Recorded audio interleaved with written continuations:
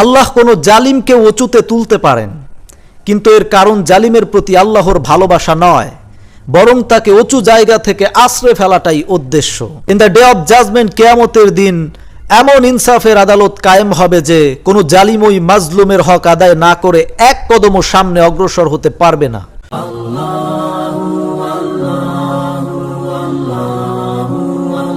জুলুম, it's a Arabic word যার আল মা'না আল মুজামা, লেক্সিকোগ্রাফিক্যাল meaning হচ্ছে দ্য ডার্কনেস, অন্ধকার।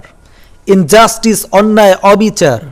ইউআযযিবু, টর্চার, অত্যাচার, নির্যাতন।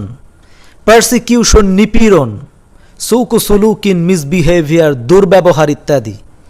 জুলুমের আত-তা'রিফুল মুসতালাহিয়ু টার্মিনোলজিক্যাল ডেফিনেশন হচ্ছে ফিল মুসতালাহাতিল ইসলামিয়াতি জুলমু শাখসিন মা আও ইতলাফু হুকুকি শাখসিন মা ইউসাম্মা জুলুম। In Islamic terminology, doing injustice to someone or destroying someone's rights is called zulum. ইসলামী পরিভাষায় কারো প্রতি অন্যায় বা অবিচার করা কিংবা কারো হক নষ্ট করাকে জুলুম বলা হয়। ইউজুয়ালি বড়রা ছোটদের ওপর, ধনীরা গরিবদের ওপর, শক্তিশালীরা দুর্বলদের ওপর, পদস্থরা অধীনস্থদের ওপর, মালিকরা কর্মচারীর ওপর জুলুম করে থাকে। যে ব্যক্তি অন্যের ওপর জুলুম করে তাকে জালিম বলা হয়, আর যার প্রতি জুলুম করা হয় তাকে বলা হয় মাজলুম। রিসেন্টলি বিভিন্ন দেশের সিটিজেন্স তাদের রুলার কর্তৃক টর্চার হচ্ছে। যারা টর্চার হচ্ছে তাদেরকে বলা হয় মাজলুম। হাদিসে এসেছে যার উপর নির্যাতন করা হয় এমন মাজলুমের ফরিয়াদ আল্লাহ কখনো ফেরত দেন না। টুডে অর টুমোরো এর বিচার হবেই। আপনাদের মনে প্রশ্ন আসতে পারে যে পৃথিবীর বিভিন্ন দেশের অনেক স্বৈরাচার শাসক আছে যারা বিভিন্নভাবে তার দেশের মানুষের ওপর জুলুম, অত্যাচার, নির্যাতন, নিপীড়ন করে। এতে করে অত্যাচারিত মাজলুম মানুষরা আল্লাহর কাছে ফরিয়াদ করে শাসকের পতনের জন্য, কিন্তু তবুও জালিমের কোনো বিচার হয় না, বরং সে আরও উপরে উঠতে থাকে। এর কারণ কি? জালিমরা সহজে ধ্বংস হয় না কেন? এর কারণ কি? রাইট, আল্লাহ কোনো জালিমকে উঁচুতে তুলতে পারেন, কিন্তু এর কারণ জালিমের প্রতি আল্লাহর ভালোবাসা নয়, বরং তাকে উঁচু জায়গা থেকে আশ্রয় ফেলাটাই উদ্দেশ্য। সুতরাং কোনো জালিমকে বেশি বাড়তে দেখে বিভ্রান্ত হবেন না, তার পতন আসন্ন, সে যেই দেশেরই হোক।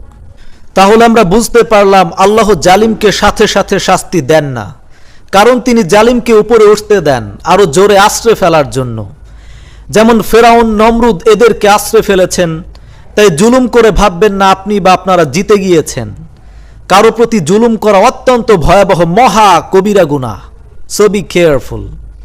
In the day of judgement, কিয়ামতের দিন এমন ইনসাফের আদালত কায়েম হবে যে কোনো জালিম ওই মাজলুমের হক আদায় না করে এক কদমও সামনে অগ্রসর হতে পারবে না। এমনকি কোনো প্রাণীও যদি অন্যায় করে থাকে তবে তার হকও আদায় করা হবে। জুলুম করার কারণে পূর্বের বহু জাতিকে ধ্বংস করা হয়েছে। এ ব্যাপারে সূরা ইউনুসের 13 নং আয়াত আল্লাহ বলেন, ওয়ালাকাদ আহলাকনাল কুরুনা মিন ক্বাবলিকুম লাম্মা যালামু ওয়া জাআতহুম রাসূলুহুম বিল বায়িনাতি ওয়া মা কানু লিয়ুমিনু কাযালিকা নাযজিল কওমাল মুজরিমিন। আল্লাহ বলেন, আমি অবশ্যই তোমাদের পূর্বে বহু প্রজন্মকে ধ্বংস করেছি যখন তারা জুলুম করেছিল, আর তাদের নিকট তাদের রাসূলগণ প্রমাণাদি সহ আগমন করেছিল, কিন্তু তারা ঈমান আনেনি। এভাবে আমি অপরাধী কওমকে শাস্তি প্রদান করি। সো আল্লাহ অবশ্যই জালিমদেরকে পাকড়াও করবেন। সেদিন তারা আফসোস করবে আর বলবে, আহ, কেন যে সব জেনে বুঝেও জুলুম করেছিলাম, জুলুমের পক্ষে দালালি করেছিলাম, আজ কবরে পিটানি খেতে খেতে আমার 12টা বাজতেছে। কিন্তু আমার সেই জালিম বন্ধুরা আজ কোথায়? ওদেরকে আজ লাইট দিয়েও খুঁজে পাওয়া যাচ্ছে না কেন? হয়তো ওরাও পিটানি খাচ্ছে কোথাও না কোথাও। হায় আফসোস। তাই হে জালিম ভাই, সেই দিন আসার আগে আজই নিজেকে সংশোধন করুন, তওবা করে ফিরে আসুন আল্লাহর পথে। হাদিসে এসেছে, আজ-জুলমু যুলুমাতুন ইয়াউমাল কিয়ামা, জুলুম কিয়ামতের দিন অনেক অন্ধকার রূপ ধারণ করবে। রাসূল সাল্লাল্লাহু আলাইহি ওয়াসাল্লাম বলেন, ইত্তাকি দাওয়াতুল মাজলুম ফা ইন্নাহা লাইসা বাইনাহা ওয়া বাইনাল্লাহি হিজাবুন। তুমি মজলুমের ফরিয়াদকে ভয় করো, কারণ তার ফরিয়াদের মাঝে এবং আল্লাহর মাঝে কোনো পর্দা থাকে না, যে কোনো সময় 12টা বাজতে পারে। তাই আমরা যেন মানুষের উপর জুলুম না করি। আই থিংক ইন্নাহা আদাতান সাইয়্যাতান, সো আতাখল্লিয়ান আদাতিকা সাইয়্যাত। মানুষের উপর জুলুম করলে জালিমের মৃত্যুতে তারা খুশি হবে, আর এতে করে জালিমের জন্য জাহান্নাম ওয়াজিব হয়ে যাবে। তাই হে জালিম ভাই বা বোন, যেদিন তুমি এসেছিলে ভবে, কেঁদেছিলে তুমি, হেসেছিল সবে। এমন জীবন তুমি করো গঠন, মরিলে হাসিবে তুমি, কাঁদিবে ভুবন। আর এমন জীবন তুমি করো না গঠন, মরিলে কাঁদিবে তুমি, হাসিবে ভুবন।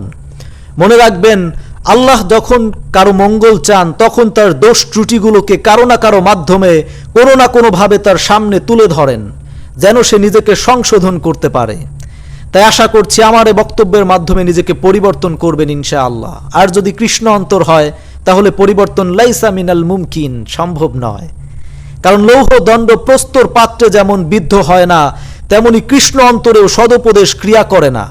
So take it positively, I mean in a metaphorical sense, and now the decision is yours যে আপনি কি করবেন।